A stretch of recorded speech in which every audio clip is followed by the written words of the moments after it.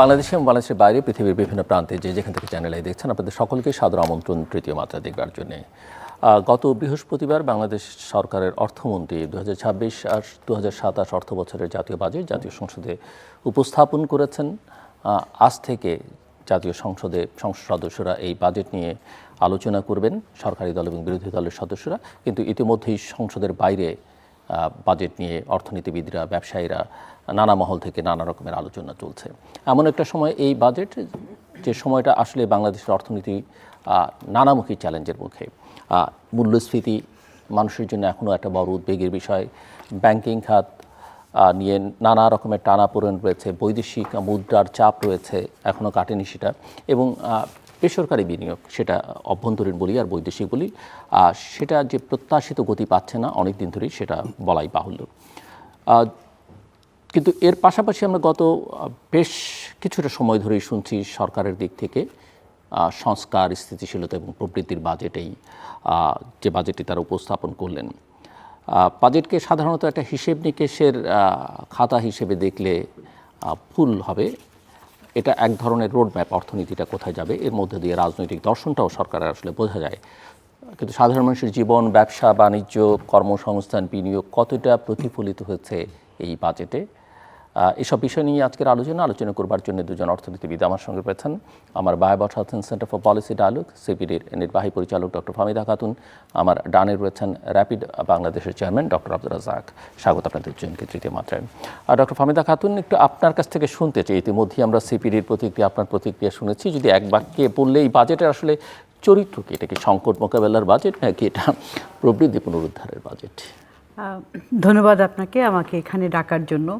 এক কথায় বলতে গেলে অবশ্যই এখানে সংকট মোকাবেলার একটা চেষ্টা, এটা এক কথায়, কিন্তু আসলে এক কথায় বলাটা সঠিক হবে না। কারণ এই সরকারের একটা বৈশিষ্ট্য অন্যরকম, যেটা হচ্ছে যে এটা একটা রাজনৈতিকভাবে নির্বাচিত সরকার এবং তারা অনেক দিন পরে, প্রায় 20 বছর পরে তারা ক্ষমতা এসেছে জনগণের ভোটে।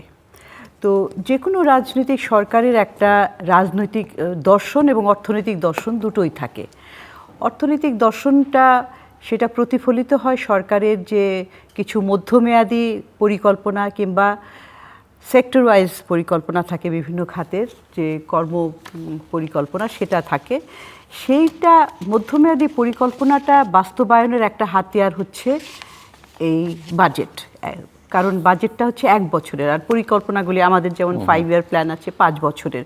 তো 5 বছরের যে লক্ষ্যমাত্রাগুলি থাকে সেগুলি এই বাজেটীয় মেজার বা ফিসকাল মেজার, যেটা আমরা বলে থাকি আর্থিক মেজার, এগুলোর মাধ্যমে পূরণ করা হয়। তার পাশাপাশি রাজনৈতিক সরকারের যে একটা ইশতেহার থাকে, রাজনৈতিক ইশতেহার, সেটার মধ্যেও কিন্তু অনেক লক্ষ্যমাত্রা থাকে। আমরা আগে বাংলাদেশের রাজনৈতিক ইশতেহারটাকে অত গুরুত্বপূর্ণ মনে করতাম না, দলগুলিও তেমন একটা গুরুত্ব দিত না। হ্যাঁ, আগেও খুব একটা দায় সারাভাবে লিখতো, কিন্তু সাম্প্রতিককালে আমরা দেখছি যে এই ইশতেহারটাকে একটা ভালোই গুরুত্ব দেওয়া হচ্ছে। তো জনগণের মধ্যে আবার আমাদের মধ্যে তেমন সচেতনতা ছিল না যে ওইটাকে ধরে তাদেরকে যে একটা জবাবদিহিতার জায়গা, যে আপনারা এটা বলেছিলেন এবং এটা করেননি। তো তবে এখন মনে হচ্ছে যে এটাও একটা তাদের পারফরমেন্সের একটা মাপকাঠি হতে পারে। তো সেজন্য তাদের এই ইশতেহারটা পরিপালনেরও একটা হাতিয়ার হচ্ছে এই বাজেটটা। সেই দিক থেকে এই বাজেটের গুরুত্ব অনেক বেশি। এবং তারা যে ইশতেহারেও বলেছিল যে অর্থনীতির গণতান্ত্রিকরণ, অর্থনীতিটাকে অন্তর্ভুক্তিকরণ, অর্থনীতিটা ডিরেগুলেশন করা, এইগুলা কিন্তু তাদের ছিল নীতিমালা হিসাবে। আর টার্গেট তো ছিল জিডিপির আকার কেমন হবে, কিংবা কর আদায় হার কেমন হবে, বিনিয়োগ কেমন হবে, তারপর সামাজিক সুরক্ষার টার্গেট, সেগুলো। তো এখন আমরা বাজেটে যেগুলো দেখলাম, বাজেটের যে দুটো বিষয়, একটা হচ্ছে যে তার ব্যয়ের খাতগুলো এবং তারপরে তার অর্থায়ন। তো সেই ব্যয়ের খাতগুলো যদি আমরা দেখি, তাহলে তো দেখেন আমাদের মতো দেশে যেখানে প্রায় 18 কোটি জনসংখ্যা এবং আমরা একটা উদীয়মান অর্থনীতি, আমাদের লক্ষ্যমাত্রা হচ্ছে যে এই যে 2034 সালের মধ্যে যে $1 ট্রিলিয়ন অর্থনীতি হব, সেইগুলো করার জন্য যেই ধরনের প্রবৃদ্ধি দরকার, যেই ধরনের বিনিয়োগ দরকার, সেটা তো নাই। তো সেইটা করার জন্যই এই বাজেটের মধ্যে আমরা দেখেছি কিছু কিছু চেষ্টা করা হয়েছে, কিন্তু মনে রাখতে হবে আবার অন্যদিকে যে আমাদের সম্পদ সীমিত সম্পদের মধ্যে প্রাধিকার ভিত্তিক বরাদ্দ করা খুব চ্যালেঞ্জিং। কিন্তু তারপরেও দেখলাম যে সরকার বেশ চেষ্টা করেছে এবং বাজেটের আকারটা গত অর্থ বছরের চাইতে বড় হয়েছে। তবে গত অর্থ বছরের সাথে তুলনা করাটা ঠিক হবে না, কারণ তখন অন্তর্বর্তীকালীন সরকার ছিলেন এবং তারা একটা সংকোচনমূলক একটা বাজেট ছিলেন এবং একটা লো লেভেল ইকুইলিব্রিয়াম, যেহেতু উচ্চ মূল্যস্ফীতি ছিল, অর্থনৈতিক সূচকগুলো নিম্নমুখী ছিল, তো তারা একটা লো লেভেল ইকুইলিব্রিয়ামে বজায় রাখার চেষ্টা করেছিল। এখন যেহেতু এর সরকারের প্রতিশ্রুতি অনেক, তারা এটা আকারটা বড় করেছে। তবে আমার কাছে বাজেটের আকার নিয়ে আলোচনাটা করা ঠিক না, এটা সময় নষ্ট। কারণ কি, যে আকার বড় ছোট যেটাই হোক, বাস্তবায়ন কতখানি হলো এটাই তো, এবং বাস্তবায়নটা কেমনভাবে হলো সেটাই হচ্ছে, মানে আউটকামটা কেমন হলো সেটাই হচ্ছে গুরুত্বপূর্ণ বিষয়। তো ছোট বাজেট করেও দেখা গেছে যে সক্ষমতা যদি না থাকে তাহলে সেই বাজেট বাজেটের থেকে আমাদের আকাঙ্ক্ষা অপূর্ণই রয়ে যাবে। সেই দিক থেকে আমি বলবো যে ব্যয়ের অন্যদিকে যদি আয়ের দিকটা দেখি, সেটাও তো আরেকটা বিষয়, আয় ব্যয় হিসাব করতে গেলে এখন আয়ের জায়গাগুলিতেই সমস্যাটা হচ্ছে যে আমাদের তো অভ্যন্তরীণ উৎস থেকে যে রাজস্ব আহরণ, এইটা আমরা এখনো বহু বছর থেকে এটার থেকে কোনো যে একটা চক্রের মধ্যে একটা নিম্ন একটা মাত্রার যে আমাদের আর কি আহরণ করার সক্ষমতা, এই সক্ষমতাটাকে শক্তিশালী করতে পারছি না। কারণ শক্তিশালী করার জন্য যেটা দরকার, যে সংস্কার, প্রাতিষ্ঠানিক সংস্কার, জনবলের দক্ষতা বৃদ্ধি, প্রযুক্তিগত উন্নয়ন, এই সমস্ত এগুলোতে আমরা মনোযোগ দিইনি। খালি একটা লক্ষ্যমাত্রা বিরাট দেওয়া হয়েছে, তারপরে বছরের শেষে এসে সেটা তো পূরণ হয়নি, এটা একটা। আর তারপরে আমরা একটা ঘাটতি বাজেট করে থাকি, এটা কোনো সমস্যা না, এটা অনেক দেশেই করা হয়ে থাকে ঘাটতি বাজেট। কিন্তু এগেইন ঘাটতি বাজেটের অর্থায়নটা কীরকম হবে সেটা হচ্ছে যে সেটা আমি কোথা থেকে, তো সেখানেও অভ্যন্তরীণ উৎস এবং বাইরের। অভ্যন্তরীণ উৎস থেকে দেখা যাচ্ছে যে আমাদের সরকার এখন ক্রমান্বয়ে ব্যাংক খাতের উপরে নির্ভরশীল হয়ে যাচ্ছে। ব্যাংক থেকে ঋণ নিয়ে এই ঘাটতি বাজেট পূরণ করা হচ্ছে ব্যাপকভাবে। তো এই বছরে সেটা সেই ধারাবাহিকতাটা রয়েছে। আবার তার মধ্যে হচ্ছে যে ওই বৈদেশিক ঋণের উপরেও সেটার লক্ষ্যমাত্রাটাও বাড়ানো হয়েছে। তো এটা আরেকটা চ্যালেঞ্জিং বিষয়, কারণ দেখেন আমাদের তো বৈদেশিক ঋণের মানে বাজেটের সাপোর্ট আসে, ঋণও নেওয়া হয়, সেখানেও কিন্তু অ্যাবজর্পশন ক্যাপাসিটি, খরচ করার ক্ষমতাটা থাকে না। পাইপলাইনে অনেক সাহায্য রয়ে যায়, কারণ আমরা এই যে প্রকিউরমেন্ট অর্থাৎ কেনাকাটা, জমি অধিগ্রহণ, তারপরে হচ্ছে যে প্রশাসনিক জটিলতা, এইগুলো করতে করতে প্রকল্পটা শুরু করতেই দেরি হয়ে যায়, তারপরে পিছনে পড়ে যায়। তো এখন যদি আমার সক্ষমতাই না থাকে বৈদেশিক ঋণ দিয়ে আমি কার্যক্রম চালানোর, তো আর বাড়তিটা কীভাবে নিব? এবং বাড়তিটা নিতে গেলে আরেকটা জিনিস তারা দেখবে যে এখন তো যেহেতু আমাদের দুটো জিনিস, একটা ভূ রাজনৈতিক অবস্থানের কারণে কিন্তু যারা দাতা গোষ্ঠী কিংবা উন্নয়ন সহযোগী তাদের একটা অবস্থান পরিবর্তন হচ্ছে, তাদের প্রায়োরিটিও পরিবর্তন হয়ে যাচ্ছে। আর আসলে সারা বিশ্বে এত সংকট দেখা যাচ্ছে যে যুদ্ধ, মহামারী, বিভিন্ন কিছু লেগেই আছে, তারা ফোকাসটা অন্যদিকে চলে যাচ্ছে। আর দ্বিতীয়ত হচ্ছে বাংলাদেশ তো এখন উন্নয়নশীল দেশ থেকে স্বল্পোন্নত দেশ থেকে উন্নয়নশীল দেশে যাবে সামনে, এবং এর আগে 2015 সালে বিশ্বব্যাংকের যে ক্যাটাগরি কান্ট্রি, তারা তো ঋণ দেওয়ার ক্যাটাগরি করে থাকে, তখন তারা আমাদেরকে লো ইনকাম ক্যাটাগরি থেকে আমাদেরকে লোয়ার মিডল ইনকাম করেছে, অর্থাৎ তখন ঋণের শর্ত এগুলোও পরিবর্তন হয়েছে। তো আমাদের স্ট্যাটাসটা কিন্তু অনেক পরিবর্তন হয়েছে, সেইটা দেখবে তারা। আবার তারপরে দেখবে তখন যদি টাকাটা দেয়ও, তখন তারা দেখবে যে আমরা কিভাবে ব্যয় করছি, এটার স্বচ্ছতা, জবাবদিহিতা কি আছে। এবং আরও যদি ঋণই নেওয়া হয় তাহলে আমাদের ওই যে দেখেন ক্রেডিট রেটিং এজেন্সিগুলো আমাদেরকে কিভাবে রেটিং করছে, এই কিছুদিন আগে ফিচ, তারপরে S&P, তারাও কিন্তু আমাদের এই আমাদের অবস্থানটা কিন্তু লোয়ার লেভেলে নামিয়ে দিয়েছে। তো ওগুলোও খুব গুরুত্বপূর্ণ। তো আমি টার্গেট দিলাম, কিন্তু এগুলো কিভাবে বাস্তবায়ন হবে এবং এটার ফলাফলটা কী হবে সেটা যদি বিবেচনা না করি, তাহলে এটা শক্তিশালী ফিসকাল কাঠামো হলো না।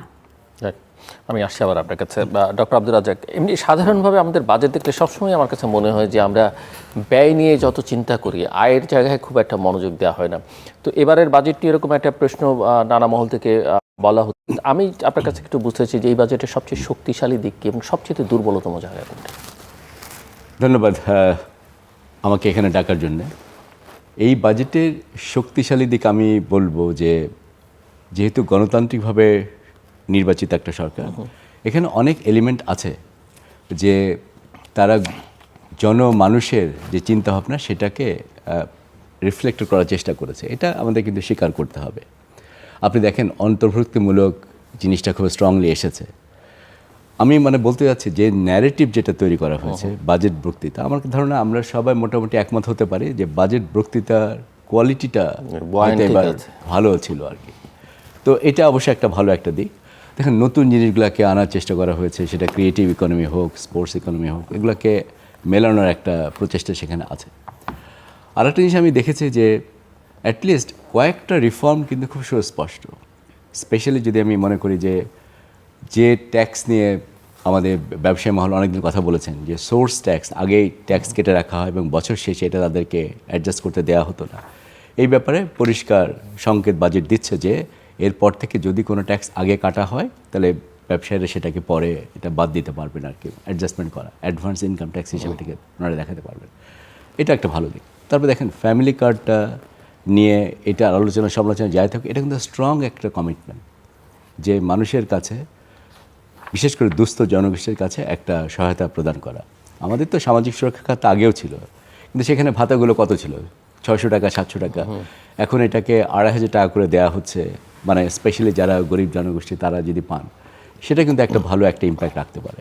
কাজে আমি বলবো যে কয়েকটা ভালো দিক কিন্তু আছে, এটা আমাদের স্বীকার করতে হবে। স্ট্রেট দুর্বলতম জায়গা, এখন দুর্বল জায়গাগুলো ডক্টর ফাহমিদা খাতুন অলরেডি বলেছেন, আমি সেটা একটু যোগ করতে চাই।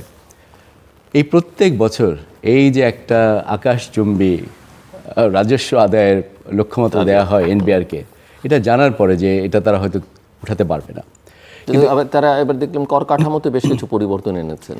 হ্যাঁ, কর কাঠামোতে যে পরিবর্তনটা এনেছে সেটার প্রধান পরিবর্তনটা হয়েছে যে এটাকে আগেই ডিক্লেয়ার করা হয়েছে যে সামনের 5 বছরের কর কাঠামো কেমন হবে। এটা ভালো দিক, প্রেডিক্টেবিলিটি আমরা যেটাকে বলি সেটা আছে। মানুষজন জানে ইনকামগুলো কত ট্যাক্স দিতে হবে, আগামী সামনের 5 বছর এটা ফিক্স করা হয়েছে, এটা ঠিক আছে। কিন্তু মেইন সমস্যা হচ্ছে যে এই 3-4 মাসের মধ্যে সরকার কি এমন কিছু করেছে যে তাতে আমরা বুঝবো যে এনবিআর এর রাজস্ব আদায় করার ক্ষমতা বেড়েছে? তা কিন্তু বাড়ে না। ইনফ্যাক্ট আমরা যদি প্রাক্কলন করি যে সামনের বছর কি হতে পারে এবং সেটা করার জন্য আমরা যদি পেছনের বছর দিকে তাকাই, নর্মালি কি হয় 80 থেকে 85% বাজেট কিন্তু বাস্তবায়ন হয়। কাজে 9,38,000 কোটি টাকা যে বাজেট আপনি দেখছেন, এটার 15 থেকে 20% আসলে কিন্তু হবে না। দেখেন এইটার কিন্তু একটা সিগনিফিক্যান্ট ইম্প্যাক্ট আছে যদি আমরা একটু ক্লোজলি যদি বোঝার চেষ্টা করি। এনবিআর যদি রাজস্ব আদায় করে, প্রথম থেকে যদি রাজস্ব আদায়ের গতি না আসে, তাহলে সরকারও তো জানে যে এই রাজস্ব সে আদায় করতে পারবে না। তো তখন হয় কি, অনেক প্রকল্প, অনেক খরচ কিন্তু প্রথম দিকে তারা করার হয়তো চেষ্টা করবে না, বিকজ যেহেতু অর্থের সংকুলন করা কঠিন হতে পারে, এটা তারা চিন্তা করতে পারবে। যে প্রথম থেকে দেখবেন একটা শ্লথগতি আসবে, যেহেতু সরকারের আয়ের সেখানে ভাটা আছে। আচ্ছা, একটা হচ্ছে এনবিআর থেকে কী পরিমাণ রাজস্ব আসবে সেটা একটা ডাইমেনশন। আরেকটা হচ্ছে সরকার তো আবার লোনও করছে, সুতরাং সে ব্যাংকিং সেক্টর থেকে লোন নিচ্ছে, আবার সে বিদেশি ঋণ পাওয়ার চেষ্টা করছে। বিদেশি ঋণের কথা আগে বলি, যেটা চলতি বছর, এই বছরে হয়তো 7 থেকে 8 বিলিয়ন ডলারের বিদেশি ঋণ আসবে। সামনের বছরের জন্য প্রাক্কলন করা হচ্ছে, ওনারা মনে করছেন যে 12 বিলিয়ন ডলার বিদেশি ঋণ আনতে পারবেন। কিন্তু আমি মনে করি দেখুন এইটা অ্যাচিভ করা যাবে না, কারণ বিশ্বব্যাপী ইন্টারন্যাশনাল এইড আর্কিটেকচার আপনি জানেন, আপনি নিজে জিও পলিটিক্স নিয়ে কাজ করেন, কি মাত্রায় ইন্টারন্যাশনাল এইড ফল করেছে। তার মানে আগে দাতা গোষ্ঠী ডেভেলপমেন্ট ফাইন্যান্সিংয়ের জন্য যে কনসেশনাল লোনটা দিত সেটা কিন্তু অনেকটা ফল করেছে। গত বছর 2025 সালের হিসাব বলছে যে তার আগের বছরের তুলনায় সারা বিশ্বে ওডিএ, ওভারসিজ ডেভেলপমেন্ট অ্যাসিস্ট্যান্স, বলতে পারেন ফরেন এইড, এইটা 23% কমেছে, শতকরা 23% কমেছে এক বছরে। আর আমরা বাংলাদেশ, আমরা বলছি যে সামনের বছরে আমরা বড় অঙ্কের বিদেশি ঋণ নেব। কাজে আমার কাছে মনে হয় যে এটা হবে না, সেটাও সরকারকে মাথায় রাখতে হবে, যেটা করা সম্ভব হবে না। আর যদি হয়ও, যদি বিদেশি দাতারা লোন দিতে চান আমাদেরকে, সেই লোনের কন্ডিশনালিটিস হবে স্ট্রং। কন্ডিশনালিটিস মানে যে খারাপ তা কিন্তু না, কন্ডিশনালিটিস মানে হচ্ছে কিন্তু অনেক পেপার ওয়ার্ক করতে হয়, অনেক নেগোসিয়েশন করতে হয়। এটা করতে যে সময় ক্ষেপণ হবে এবং যে সময় কমিটমেন্ট পাওয়া যাবে, তখন ওনারা দেখবেন যে এই বাজেটে অনেক কিছু ইমপ্লিমেন্ট করা যাচ্ছে না। খুব সম্ভবত এই কারণেই এই বাজেটের মধ্যে অনেকগুলো কিন্তু থোক বরাদ্দ আকারে দেওয়া আছে।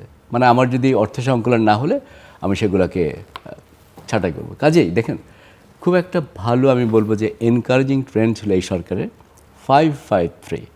ওনারা বলতেছেন যে এডুকেশনে জিডিপি শতকরা 5% ব্যয় করবেন, হেলথে ওনারা জিডিপি শতকরা 5% ব্যয় করবেন, এবং সোশ্যাল প্রোটেকশনে ওনারা জিডিপি শতকরা 3% ব্যয় করবেন। হ্যাঁ, 1 বছরের মধ্যে একটা হবে না, সময় লাগবে। এটার জন্য আমরা দেখছি ওখানে কিন্তু বাড়তি অ্যালোকেশন দেওয়া হয়েছে হেলথ, এডুকেশন এবং সোশ্যাল প্রোটেকশন। কিন্তু আমার একটা ভয়ের জায়গা হচ্ছে এই, হয়তো আমরা দেখব যে ওনারা হেলথ এবং এডুকেশনের খরচটা হয়তো পুরোটা করতে পারবেন না। ইউজুয়ালি পারেন না, হেলথ তো পারেন। সোশ্যাল প্রোটেকশনে অতিরিক্ত মাত্র 14-15 হাজার কোটি টাকা যে অ্যালোকেশন দেওয়া হয়েছে অতিরিক্ত, এইটা ফ্যামিলি কার্ডের পেছনে যাবে। সেখানে আপনার একটা চ্যালেঞ্জ আছে। ফ্যামিলি কার্ডে 41 লাখ গরিব দুস্থ পরিবারকে এই বছর ওনারা টার্গেট করছেন যে ফ্যামিলি কার্ডের আওতায় নিয়ে আসবেন। সমস্যা হচ্ছে, আমি মনে করি 1 বছরের মধ্যে 41 লাখ পরিবারকে আনতে হলে সেখানে কিন্তু পরিবার শনাক্তকরণের সমস্যা হতে পারে। যারা যোগ্য পরিবার না তারা আসতে পারেন। অলরেডি কিন্তু দু একটা আমি টিভি রিপোর্টিং দেখেছি যেখানে এটা বলা হচ্ছে যে অন্যরা পাচ্ছেন যারা আসলে পাওয়ার কথা না। তার মানে কি, একটা পপুলার প্রোগ্রাম দেখেন, এই যে দরিদ্রদেরকে ভাতা দিব আমি, এটা তো একটা অত্যন্ত পপুলার প্রোগ্রাম। এই প্রোগ্রামটাকে যদি আমরা সঠিকভাবে ইমপ্লিমেন্ট করতে না পারলে এটা সবচেয়ে বেশি আনপপুলার প্রোগ্রাম কিন্তু পরিণত হবে। এবং সেটা তখন আরেকটা কাজ হবে, রিসোর্স যেটা স্পেন্ড করা হবে সেটাও কিন্তু ওয়েস্টেড হবে। কাজে আমি মনে করি সেই জায়গায় চ্যালেঞ্জগুলো আছে আপনার। আর দুর্বল জায়গার আরেকটা জিনিস হচ্ছে যে ব্যাংকিং সেক্টরের উপরে যে এত নির্ভর করলে প্রাইভেট সেক্টর কিন্তু সেখান থেকে লোন পাবে না। সরকারের যে চেষ্টা যে প্রাইভেট সেক্টরকে চাঙ্গা করা, এখন আমরা কি দেখছি? আমরা দেখছি দেখেন এই বছরে যে আমাদের যে এস্টিমেটেড জিডিপি আছে, এই বছরে মনে হচ্ছে যে শিল্প খাতের প্রবৃদ্ধি হবে শতকরা 3 ভাগের কম। তো শিল্প খাতের প্রবৃদ্ধি কেন হচ্ছে না? কারণ প্রাইভেট সেক্টর দেখছেন যে ব্যাংকের ইন্টারেস্ট রেট অত্যধিক বেশি এবং তারা অতিরিক্ত লোন নিতে চাচ্ছেন না। এটা যেমন একটা কারণ। আবার যে ব্যাংকগুলো সরকারকে লোন দিতে পারে সেই ব্যাংকগুলো মনে করছে যে এখনকার সময়ে অত বেশি ঝুঁকি না নিয়ে, যেহেতু সুদের হার অলরেডি বেশি, আমি সরকারকে ঋণ দিয়েই তো প্রফিটেবল হতে পারি। সো সেখান থেকে চিন্তা করে দেখা যায় যে প্রাইভেট সেক্টর তারপরে ওই লোনটা ঝুঁকি কম, ওই লোনটা ঝুঁকিও কম। হ্যাঁ, তো সুতরাং সব কিছু মিলে আমার কাছে মনে হয়েছে যে সরকার কি চাচ্ছে, বয়ান ভালো, লক্ষ্য ভালো, আন্তরিকতার হয়তো অভাব নাই, কিন্তু কঠিন সমস্যাগুলোকে কি সমাধান করার সুচিন্তিত কোনো পদক্ষেপ আছে? ডক্টর ফাহমিদা খাতুন, আপনি শুনছিলেন, কিছু যোগ করবার করলে আপনি করবেন, কিন্তু আপনি বলছেন যে এই বাজেটে আসলে শেষ পর্যন্ত মধ্যবিত্ত, নিম্ন মধ্যবিত্তরা অস্বস্তিতে থাকবে। আমি যতটুকু শুনেছি আপনার কথা বিভিন্ন গণমাধ্যমে, তো আমি আসলে কি তাদের জন্য কোনো স্বস্তির জায়গা আছে কিনা, এবং দ্বিতীয়ত হচ্ছে যে মূল্যস্ফীতি নিয়ন্ত্রণে বাজেটে কার্যকর কোনো নতুন দিক দেখা যাচ্ছে কিনা, বা এটা কতটা অ্যাড্রেস করলো এই বাজেটে? দেখেন, সামগ্রিকভাবে আমি শুরুতে যেটা বলছিলাম যে চেষ্টা করা হয়েছে সবাইকে কিছু না কিছু দিতে। মাননীয় অর্থমন্ত্রী বলছেন যে সবাইকে একটু দেওয়ার চেষ্টা, কিন্তু তারপরেও সমানভাবে হয় না। মধ্যবিত্ত নিম্নবিত্তের কথাটা যদি দুদিক থেকে দেখে, প্রথমে তো হচ্ছে যে আপনি কতখানি করের দিক থেকে স্বস্তি দিলেন। তো করমুক্ত আয়ের সীমা যেটা 3.5 লাখ টাকা ছিল সেটাকে 3,75,000 টাকা করেছে।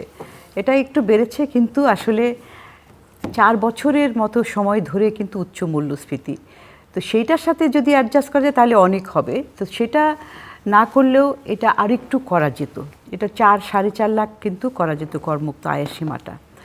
তারপরে আরেকটা হচ্ছে যে করের বিভিন্ন স্ল্যাবে যে পরিবর্তনগুলো আনা হয়েছে, কিংবা যেগুলো আছে কিছু পরিবর্তন, সেখানেও যদি দেখি যে এই স্ল্যাবগুলো কর কাঠামোটা যদি দেখি কাদের উপরে কর ভারটা পড়বে, ট্যাক্স বার্ডেনটা, দেখা যায় যে আমরা দেখেছি যে ওইখানে যারা নিম্ন আয়ের, নিম্ন মধ্যবিত্ত তাদের উপরই ট্যাক্স বার্ডেনটা বেশি পড়ে। এটা একটা বিষয়। আরেকটা ধরেন যে স্বস্তির জায়গায় অনেক কিছুই দেওয়া হচ্ছে, আমি খুব সাধুবাদ জানাই, কারণ খাদ্য নিরাপত্তা, তারপর স্বাস্থ্য, তারপরে হচ্ছে জ্বালানির ক্ষেত্রে, এই সমস্ত জায়গায় বিভিন্ন জায়গায় কিন্তু কর কিন্তু কমানো হয়েছে, করের হারটা কমানো হয়েছে। এই যে যেমন কিডনি ডায়ালিসিস করার যে মেশিন, তারপরে বিভিন্ন ওষুধ, এগুলোর উপরে যে কমানো হয়েছে, শূন্য শুল্ক করা হয়েছে, অত্যন্ত মানে একটা উপকারী, খুবই ভালো একটা পদক্ষেপ। কারণ এই ধরনের অসুখ যাদের হয়, যাদের সীমিত আয়, তারা কিন্তু এই চিকিৎসা করাতে যে একদম পথে বসে যায়। তো এটা একটা খুব গুরুত্বপূর্ণ। তারপরে খাদ্য নিরাপত্তার জন্য কমানো হয়েছে। তারপরে আরও হচ্ছে যে দেশীয় শিল্পটাকে প্রমোট করার জন্য ইম্পোর্ট সাবস্টিটিউট ইন্ডাস্ট্রি, তাদেরকে স্বস্তি দেওয়ার জন্য কিন্তু এই শুল্ক কমানো হয়েছে। এবং এই যে ইয়ের জন্য তারপরে আরও আছে যেমন নবায়নযোগ্য জ্বালানি, এটা একটা খুবই গুরুত্বপূর্ণ। এখানে যদি আমরা দেখি নবায়নযোগ্য জ্বালানির ক্ষেত্রে যে সোলার প্যানেলের যন্ত্রপাতি, সৌর বিদ্যুৎ উৎসাহিত করার জন্য প্রায় সবগুলো ক্ষেত্রে এটা শূন্য শুল্ক করা হয়েছে। খুবই ভালো। একদিকে এটা পরিবেশগত দিক থেকে খুবই গুরুত্বপূর্ণ পদক্ষেপ। এবং ইলেকট্রিক ভেহিকেল, সেখানেও কিন্তু উৎসাহ দেওয়া হয়েছে। যদিও অনেকে বলছেন যে বাংলাদেশে এটার আসলে ফিজিবিলিটিটা কেমন, কিন্তু সেখানেও এটা সামগ্রিকভাবে broad philosophical point of view থেকে এটা ভালো। তো সেই দিক থেকে আমরা বলবো যে এখানে ভালো অনেকগুলো হয়েছে। করের ক্ষেত্রে আরেকটা জিনিস আমার কাছে মনে হয় যেন, যে যারা কর দিচ্ছে তাদের উপরই মনে হয় একটা করের বোঝা মানে চাপিয়ে দেওয়ার একটা প্রবণতা থাকে। একটা 5 বছরের পথরেখা দেওয়া আছে, তারপরে কিন্তু এখন দেখেন 25%, যারা উচ্চ বলতেও সেটা খুবই যে উচ্চ তা না, তো সেখানে 25% থেকে 30%, এবং তারপরে আরও 2 বছর পরে 35 লাখ যাদের ইনকাম হবে তাদেরকে 35% দিতে হবে। একটা জিনিস মনে রাখতে হবে যে কর আদায়ের জন্য কিংবা রাজস্ব আহরণ বৃদ্ধির জন্য আপনি কর হার বাড়ালেই কিন্তু এটা বাড়বে সেটা না, বরঞ্চ এটা আপনাকে অন্য ধরনের, যারা কর ফাঁকি দিতে চায় তাদেরকে কিন্তু অন্য রকম নেতিবাচক দিকে উৎসাহিত করবে। পৃথিবীর অনেক দেশে, দক্ষিণ এশিয়ার মানে দক্ষিণ পূর্ব এশিয়ার, সাউথ ইস্ট এশিয়ার যে উন্নত দেশগুলো, সেই সমস্ত দেশে কিন্তু কর হার আমাদের চাইতে অনেক কম, কিন্তু তাদের কোনো কর ফাঁকির কোনো ব্যবস্থা নাই। কারণ আপনাকে দেখতে হবে যে হার না, বরঞ্চ আমি কর ব্যবস্থাটাকে কতখানি শক্তিশালী করলাম, কর আদায় ব্যবস্থাটাকে কতখানি শক্তিশালী করলাম। এই যে জাতীয় রাজস্ব বোর্ডের সংস্কার, এইটা তো আটকে আছে বহু বছর থেকে। গত অন্তর্বর্তীকালীন সরকারের সময় একটা যে পদক্ষেপ যখন নেওয়া হলো, তখন একটা দেখলাম যে আমরা প্রতিবাদ দেখলাম যে সংস্কারের দিকে আসলে সংস্কারের করতে গেলে অনেক বাধা আসে। সেটা এখন চালু হয়েছে, কিন্তু এটা তো নামে মাত্র আপনার কাগজে কলমে এই কর প্রশাসন এবং কর আদায়টাকে ভাগ করা হয়েছে। এখানে এখন সংস্কারটা শুরু করতে হবে। এবং এই সংস্কারের কথা বলতে যে আমি বলতে চাই যে এই সরকার প্রথম বছর এটা, এবং প্রথম বছরেই সংস্কারগুলো করে ফেলতে হয়। সংস্কার একটা প্রথম কথা কঠিন কাজ, এবং দ্বিতীয় কথা হচ্ছে সংস্কারটা অনেক সময় লাগে সংস্কার থেকে ফলাফল আসতে, এবং এটা চলমান প্রক্রিয়া।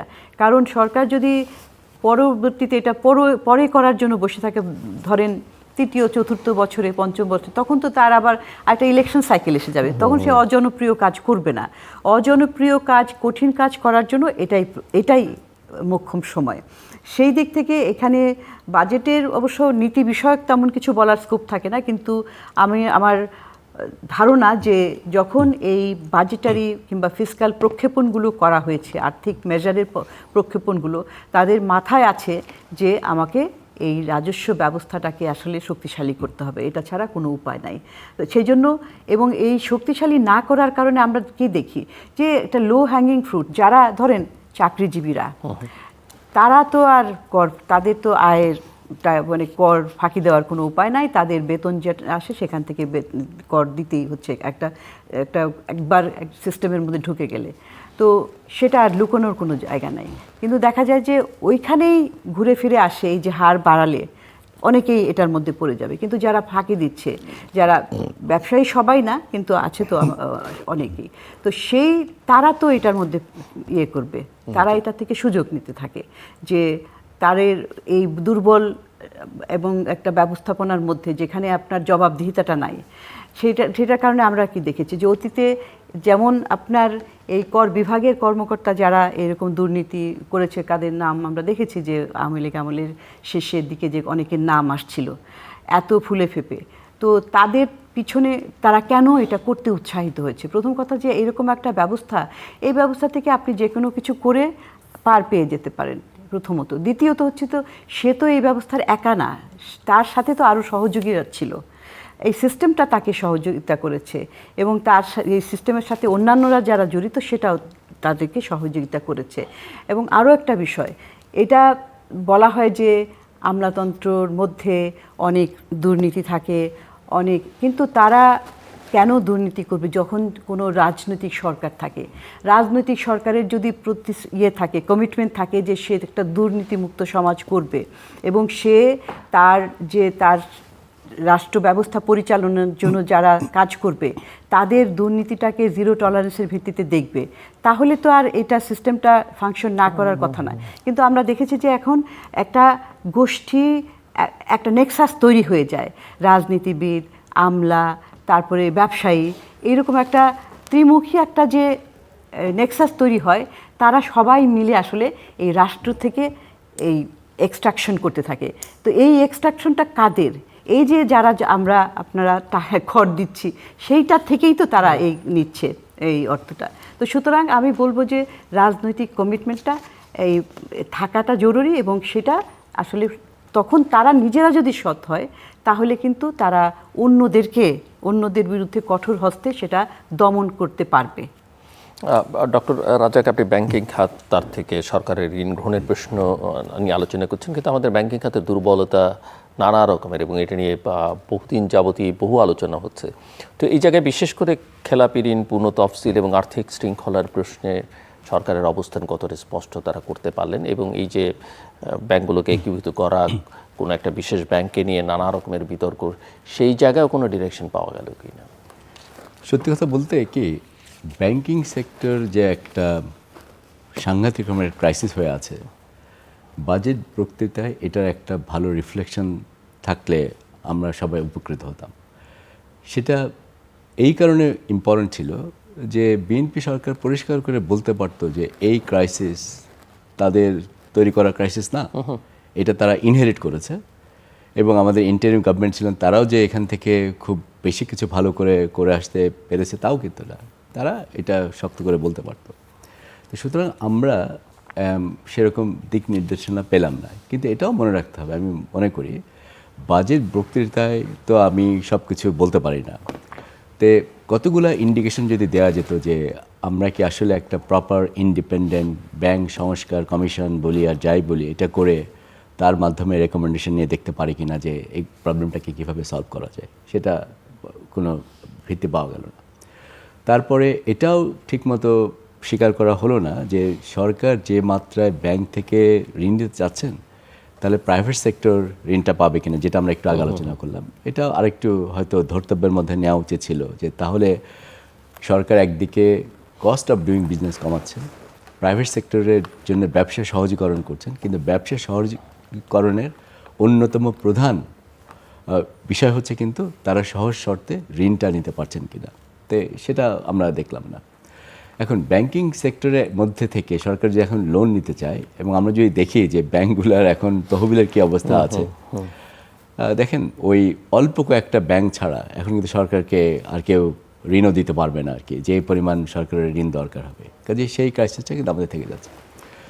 আরেকটা জিনিস মনে রাখতে হবে যে ব্যাংকিং সেক্টরের সঙ্গে পুরা কিন্তু ইকোনমির একটা বলতে পারেন এটা হার্ড, বিশেষ করে আমাদের যেহেতু ক্যাপিটাল মার্কেট তো স্ট্রং না। এই জায়গাটায় আমার একটা ব্যক্তিগত অভিমত হচ্ছে যে অর্থমন্ত্রী চমৎকার করে বলেছেন যে আমরা প্রথমে রিকভারি, তারপরে আমরা রেস্টোরেশন এবং তারপরে রিকনস্ট্রাকশন অ্যান্ড এক্সেলারেশন, উনি বলছেন 3R, এইটার মাধ্যমে ইকোনমিকে রিপেয়ার বলি বা গতিশীল করার চেষ্টা করছে। তো যদি তাই হয় তাহলে তার উচিত ছিল না রিকভারি পিরিয়ডে সবচাইতে কঠিন সংস্কারগুলো করা। তো রিকভারি পিরিয়ডে তাহলে সংস্কারটা কী হতো, ইনফ্লেশনটাকে শক্ত করে কন্ট্রোল করা, ব্যাংকিং সেক্টরের ক্রাইসিসটাকে থেকে বের হয়ে আসা। ওনারা হয়তো একটা টার্গেট সেট করতে পারে, স্পেসিফিক টার্গেট সেট করতে পারতেন যে 1 বছরের মধ্যে ব্যাংক সেক্টরের জন্য আমরা কংক্রিট রেকমেন্ডেশন নিয়ে কাজগুলো শেষ করবো, তাহলে কিন্তু লোকজন সিগন্যাল পেত। আরেকটা হতে পারতো ফিসকাল ডিসিপ্লিনের ক্ষেত্রে, যে এত বড় বাজেট না করে আমরা চাই যে রিয়েলি যে জায়গাতে করলে রেভিনিউ আদায়ের সঙ্গে সামঞ্জস্য থাকবে। হ্যাঁ, প্রথম বছর হয়তো ইকোনমিক গ্রোথ অত বেশি হবে না, কিন্তু পরের এটা একটা ভিত্তি তৈরি করবে এই সংস্কারগুলো, সেটা কিন্তু আমরা দেখি নাই।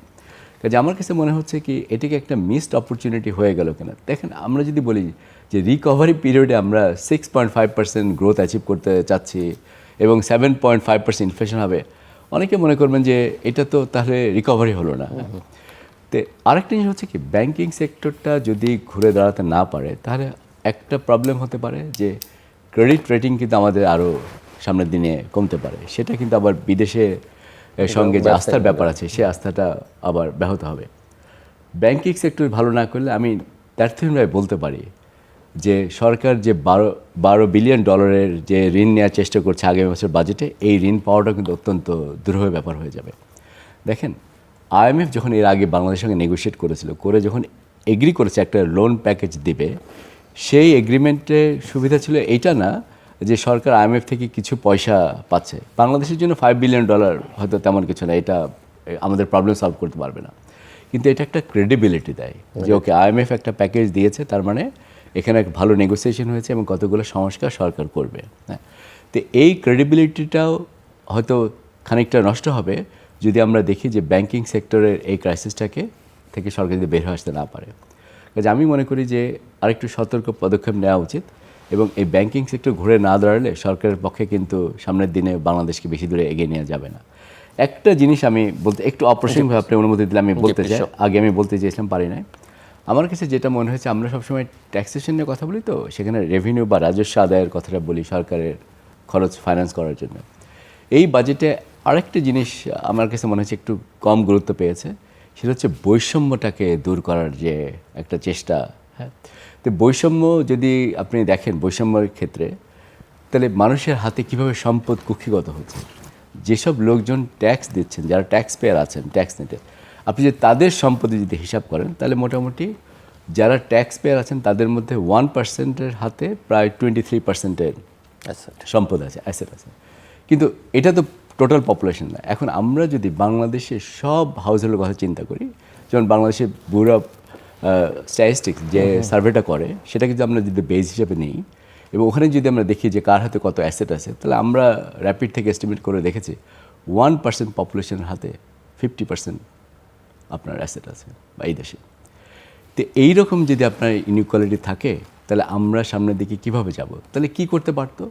হ্যাঁ, ওয়েলথ ট্যাক্সেশনে কিন্তু একটা ভালো একটা ভিত্তি তৈরি করতে হবে। ওয়েলথ ট্যাক্সেশনের নামে এখন যেটা আছে সার্চার্জ, কিন্তু এইটা কিন্তু আসলে ওয়েলথের যে একটা ইনইকুয়ালিটি তৈরি হয়েছে তাকে অ্যাড্রেস করার জন্য যথেষ্ট না। একটা উপায় হতে পারতো, আমাদেরকে অবশ্যই ইনহেরিটেন্স ট্যাক্সের দিকে কিন্তু যেতে হবে। কাজে সম্পদ আমি অর্জন করে যখন আমি আমার উত্তরাধিকারীদের সম্পদ দিয়ে যাচ্ছি, উত্তরাধিকারীদের এইটা ভাবার কোনো কারণ নাই যে এটা তার আর্নড ইনকাম, তাই না? এটা সে আর্ন করে নাই, তো সেখানেও কিন্তু রাষ্ট্র তো একটা ট্যাক্স নিতে পারে।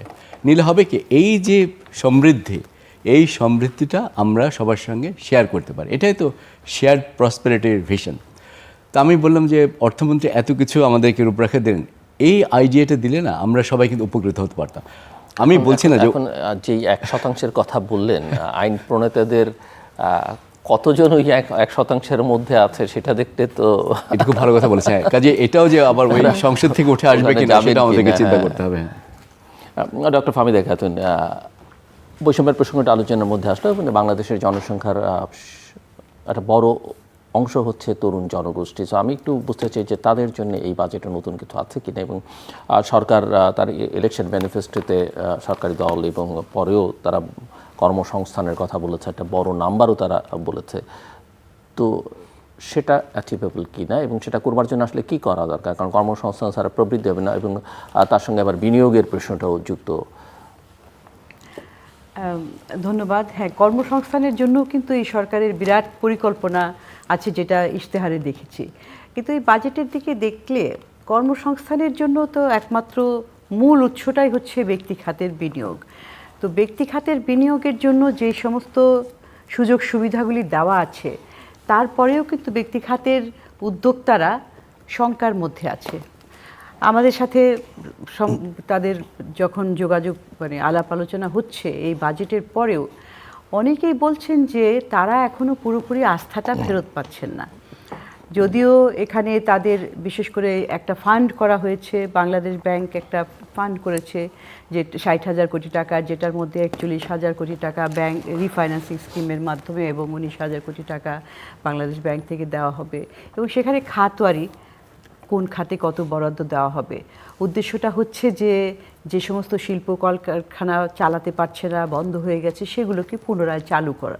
কারণ চালু করলে আপনার কর্মসংস্থান কর্মী যে অনেক জায়গায় ছাঁটাই হয়েছে তারা কাজ ফিরে পাবে।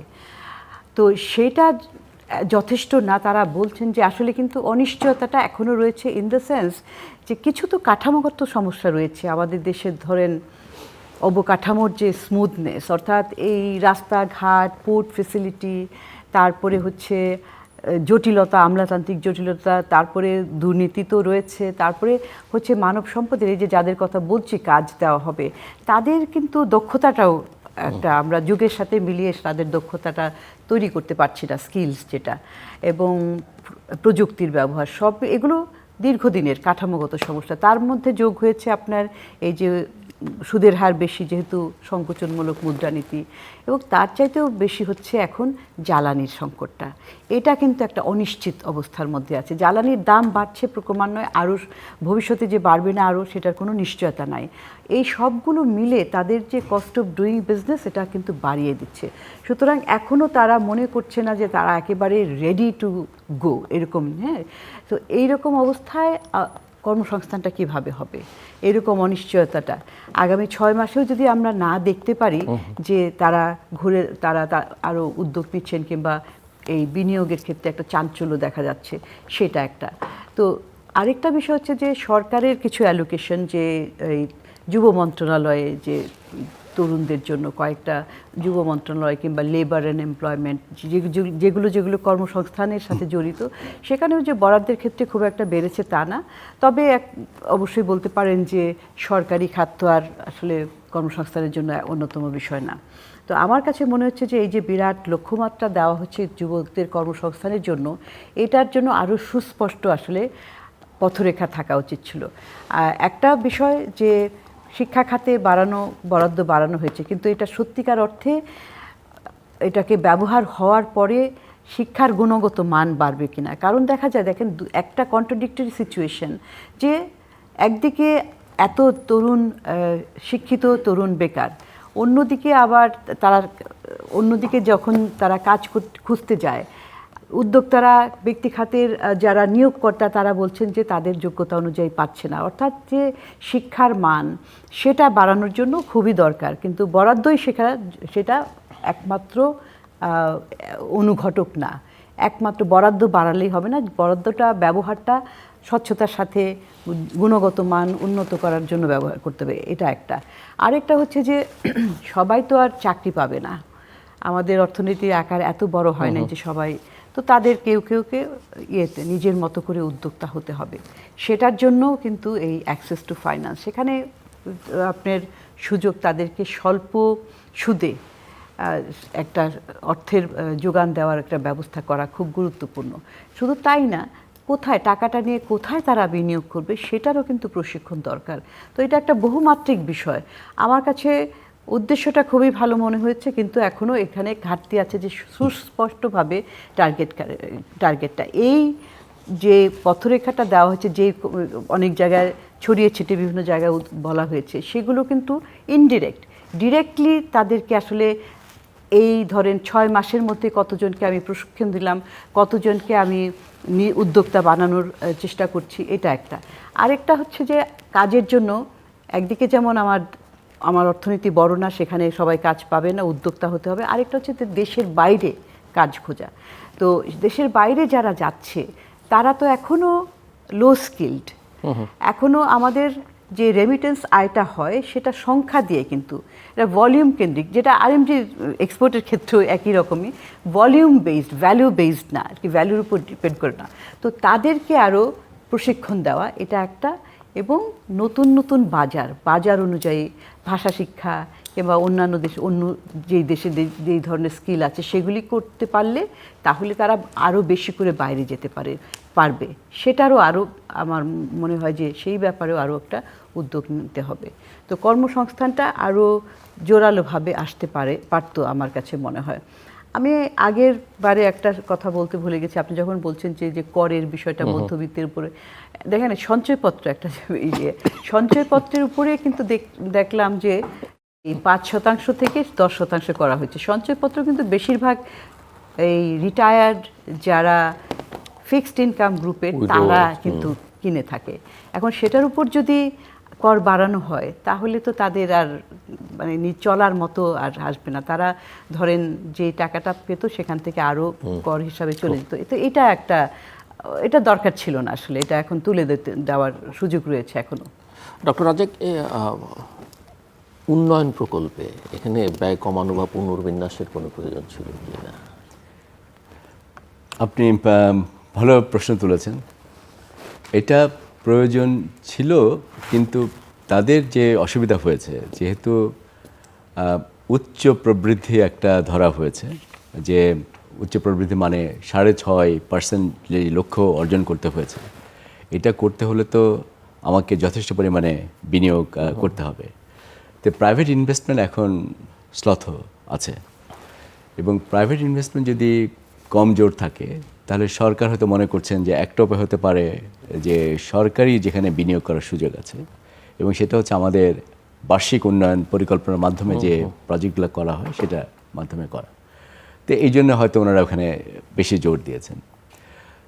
কিন্তু আমি বলবো যে দেখুন, আমরা এর আগে থেকে সবসময় জানি সমস্যাটা হচ্ছে পাবলিক সেক্টরে ওই প্রজেক্টগুলোতে quality of public spending is very important. বছরের পর বছর আমরা কি দেখেছি? আমরা দেখি যে প্রথম 3 কোয়ার্টার্সে আসলে তেমন কোনো খরচ করতে পারে না।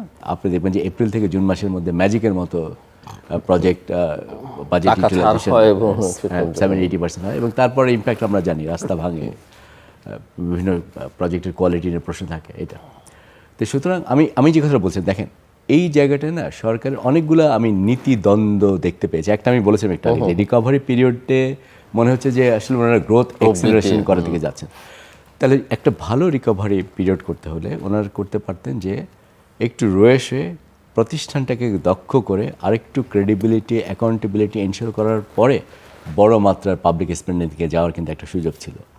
তাহলে সেটা হতো কি, এখন যে প্রকল্পগুলোকে অনুমোদন করা হয় এবং যে মেকানিজমটা আছে সেই মেকানিজম থাকলে কিন্তু এত বড় বাজেট ইমপ্লিমেন্ট করলে আপনি দেখবেন যে অভিষ্ট লক্ষ্য অর্জন করা যাবে না।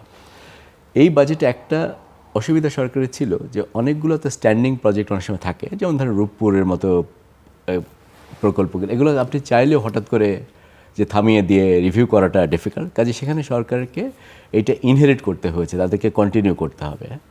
তাই আমি বুঝি সেখানে কিছু বড় অ্যালোকেশন আছে ওভারঅল, কিন্তু অন্য প্রকল্পগুলোর ব্যাপারে আরেকটু সতর্কভাবে যেটা ইমিডিয়েটলি সরকারকে সুবিধা দিতে পারবে, আমার কাছে মনে হয় যে সেরকম সিগন্যাল দিতে পারলে সবচেয়ে ভালো হতো আর কি। আরেকটা জিনিস হচ্ছে, অনেক সময় মনে করা হয় যে প্রকল্পগুলো করার ক্ষেত্রে ফিজিক্যাল ইনফ্রাস্ট্রাকচার দিকে সবসময় তাকানো হয়। সবাই মনে করে যে দৃশ্যমান কিছু করলে হয়তো সরকারের ইমেজ বাড়বে, কিন্তু দেখেন অদৃশ্যমান জিনিস যদি আমি করি, আমি যদি মানব সম্পদে যদি উন্নয়ন করি এবং যদি আমি এটাকে লিঙ্ক করতে পারতাম যে সেটা প্রজেক্ট কোয়ালিটির সাথে আমি ট্যাগ করলে হয়তো ভালো হতো। আরেকটা জিনিস না বললে নয়, দেখেন সেটা তথ্য এবং যে উপাত্ত সরকার আছে, এইটা না হলে কিন্তু আপনি কোনো উন্নয়ন প্রকল্পে করতে পারবেন না। তো তথ্য উপাত্ত নিয়ে তো আমরা বিস্তর আলোচনা করেছি, আগের সরকারের বিরাট রকমের ক্রেডিবিলিটি ইস্যু ছিল। আপনি আমাকে বলেন গত 15 মাসে বাংলাদেশ ব্যুরো অফ স্ট্যাটিস্টিক্স আমরা কী করেছি?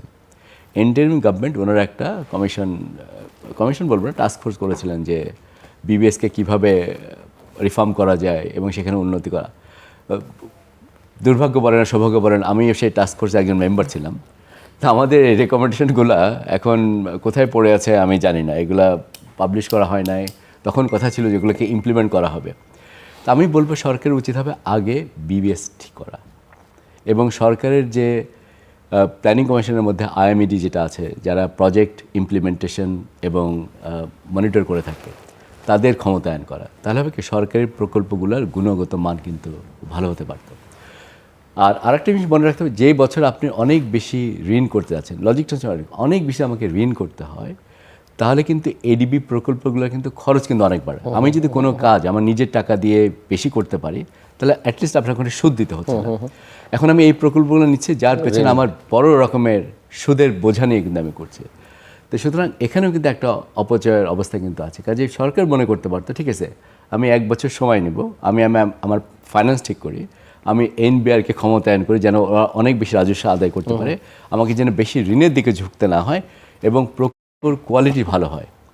সেই প্রচেষ্টা করলে এই বাজেটে হয়তো আরেকটু ক্রিয়েটিভিটি থাকবে, স্ট্রাকচারাল রিফর্ম। কিন্তু আমার কাছে মনে হয়েছে যে ওনারা হয়তো ভেবেছেন যে ওকে গ্রোথ থমকে গেছে, কাজে এখন আমাদেরকে বড় মাপে ইনভেস্টমেন্ট করে বের হয়ে আসতে হবে। দেখেন যখন ইনফ্লেশন এত হাই থাকে তখন কিন্তু অধিকতর পাবলিক স্পেন্ডিং করার ব্যাপারে খুবই সতর্ক থাকতে হবে।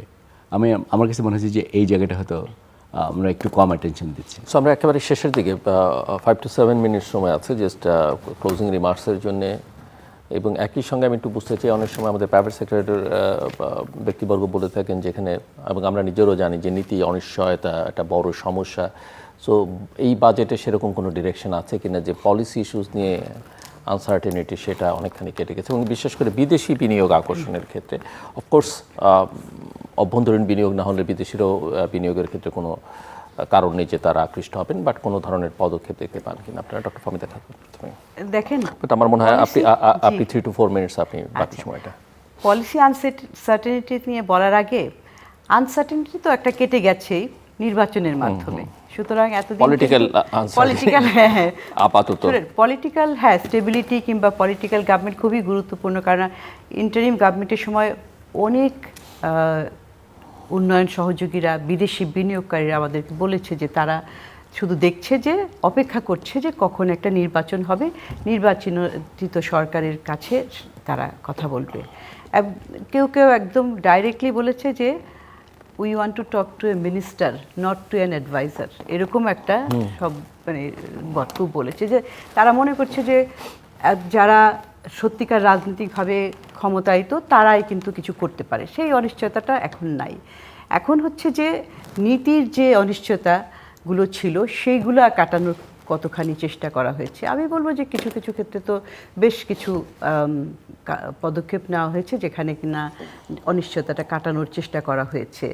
যেটা বললাম যে বেশ কিছু করের ক্ষেত্রে কর ছাড়, কর কমানো কিংবা রাজস্বর ক্ষেত্রে এগুলো তো স্পষ্টভাবে বলা আছে। কিন্তু যেটা হচ্ছে যে আরেকটা আমাদের অভ্যন্তরীণ অনিশ্চয়তার বাইরেও কিন্তু এখন একটা বাহ্যিক কিংবা বৈশ্বিক অনিশ্চয়তা কাজ করছে, কারণ ভূ রাজনৈতিক অবস্থাটা এমন জায়গায় পৌঁছে গেছে যে প্রতিদিনই কোথাও না কোথাও কোনো না কোনো ধরনের সংকট দেখা দিচ্ছে, এবং ভূ রাজনীতিকটা ইকুয়েশনটা কিন্তু পরিবর্তন হয়ে যাচ্ছে খুব দ্রুত, বিভিন্ন গ্রুপিং, বিভিন্ন জিওগ্রাফিক্যাল এরিয়া কিংবা ইকোনমিক ইন্টারেস্টের কারণে, এবং বাংলাদেশ কিন্তু সেটার একটা অংশ হয়ে গেছে। যদিও একটা ছোট দেশ, আমরা খুব একটা ধনী দেশ না, তারপরেও আমাদের অবস্থানগত কারণে আমরা সেটার একটা অংশ হয়ে গেছি।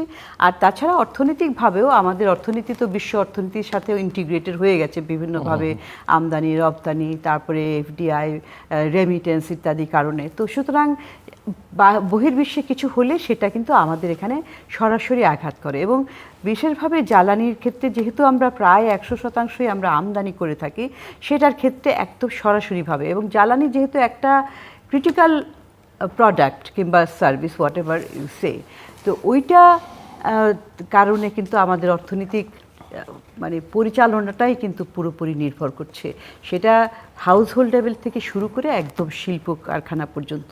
তো সেই ধরনের অনিশ্চয়তা তো রয়েই গেছে। সেটার ক্ষেত্রে একটা দেশ তখনই অনিশ্চয়তাটাকে কিছুটা মোকাবেলা করতে পারবে যদি তার ফাউন্ডেশনটা ঠিক থাকে, যদি তার নিজস্ব ধরেন কিছু ঠিক থাকে। এখন জ্বালানি তেল তো আমাদের নাই, তো আমরা কী করব, সেখানে কী করব? সেটার জন্য আমাদেরকে প্রস্তুত থাকতে হবে যে আমি কোথা থেকে, যখন সংকট হবে সবাই তো তেলের জন্য খুঁজতে থাকে, আমি কত তাড়াতাড়ি আনতে পারবো, আমার কি টাকাটা আছে কিনা, খুব তাড়াতাড়ি কেএলসিটা খুলতে পারবো কিনা, এই ধরনের প্রস্তুতিগুলি কিন্তু এখন নিয়ে রাখতে হবে। তো এই ধরনের অনিশ্চয়তাগুলোর জন্য বাজেটে বলা নাই, কিন্তু বাজেটে যেগুলো আছে সেগুলো যদি বাস্তবায়ন করতে পারা যায় তাহলেও কিন্তু কম হবে না।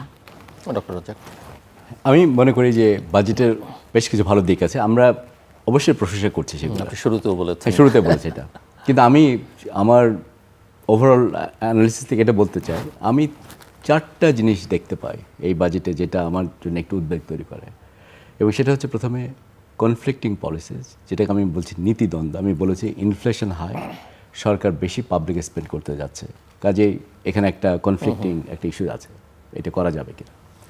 আমার দ্বিতীয় জিনিসটা হচ্ছে সংশয়ের ব্যাপারটা সেই কারণে এই রাজস্ব তো এনবিআর তুলতে পারবে না। আমরা এটা আলোচনা করলাম, আমি যেটা বলার চেষ্টা করছিলাম যে এমনকি বিদেশি সোর্স থেকে সরকারের ওই টাকা দেনা করতেও কিন্তু এই বছর কষ্ট হবে। ব্যাংকিং সেক্টরের অবস্থাও খারাপ, খুব বেশি লোন দিতে হলে প্রাইভেট সেক্টর এফেক্ট হবে, সেখানে আমার সংশয় আছে।